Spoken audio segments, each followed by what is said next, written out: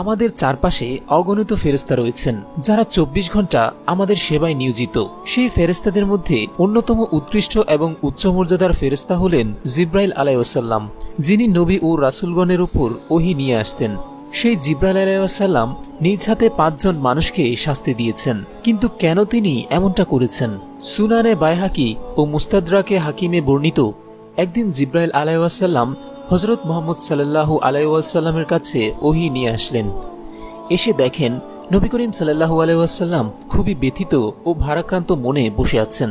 আমরা জানি আমাদের প্রাণপ্রিয় নবী হযরত মুহাম্মদ সাল্লাল্লাহু আলাইহি ওয়াসাল্লাম ইসলাম প্রচার করতে গিয়ে হাজারো পাথরের আঘাতে নিজের শরীরে সহ্য করে নিয়েছেন, কিন্তু কখনো এই নিয়ে আল্লাহর কাছে নালিশ কিংবা প্রতিবাদ করেননি।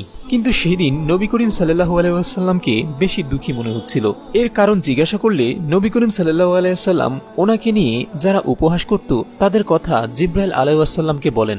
এর মধ্যে ৫ জন ব্যক্তি ছিলেন প্রধান। এরা হলেন ওয়ালিদ ইবনে মুগিরা, আসওয়াদ ইবনে আবদে ইয়াগুস, আসওয়াদ ইবনে মুত্তালিব, হারেস ইবনে গাইতাল ও আস ইবনে ওয়াইল সাহামি। রাসূল সাল্লাল্লাহু আলাইহি ওয়াসাল্লাম যখন কথাগুলো জিব্রাইল আলাইহিস সালামকে বলছিলেন, ঠিক সেই সময় এই ৫ জনের একজন পাশ দিয়ে অতিক্রম করছিলেন। তার নাম ওয়ালিদ বিন মুগিরা।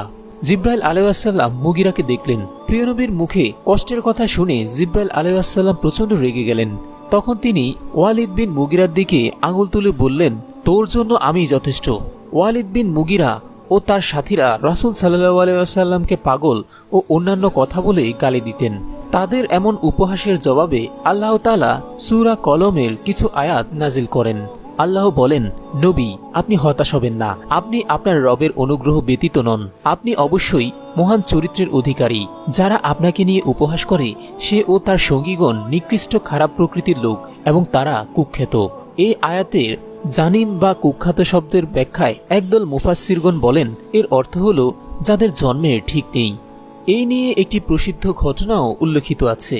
সেটি হল এই আয়াত নাজিলের পর ওয়ালিদ ইবনে মুগিরা তার মায়ের কাছে গিয়ে বললেন, মুহাম্মদ আমার নামে ৯টি দোষ বর্ণনা করেছেন, যার ৮টি সম্পর্কে আমি জানি, কারণ ওই দোষগুলো আমার মধ্যে রয়েছে। কিন্তু ৯ নাম্বার দোষটি হলো আমার জন্মের ঠিক নেই। এ ব্যাপারে একমাত্র তুমিই বলতে পারো।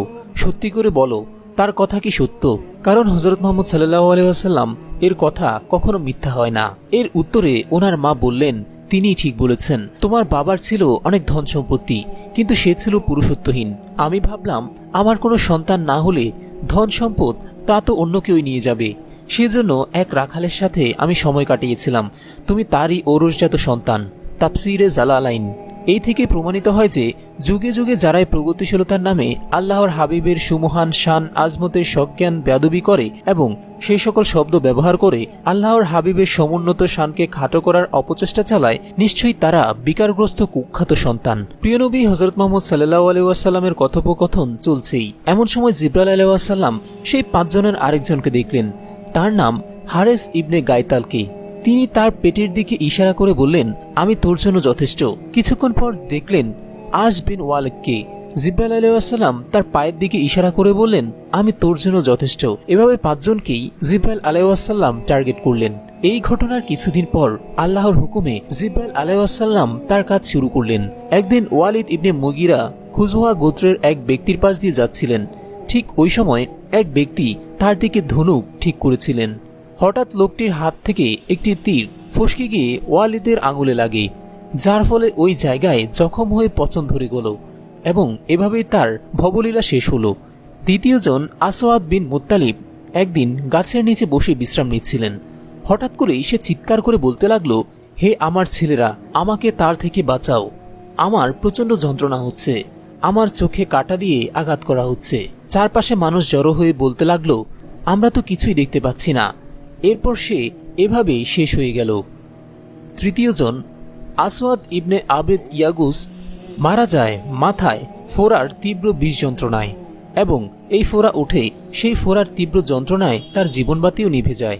চতুর্থজন হারেস ইবনে গাইতালের পেটে হঠাৎ একদিন হলুদ পানি আসে, যার ফলে পেটের ময়লা তার মুখ দিয়ে বের হতে শুরু করে। এই ভয়ঙ্কর রোগে আক্রান্ত হয়ে সেও ধুকে ধুকে এই দুনিয়ার মায়া ত্যাগ করে।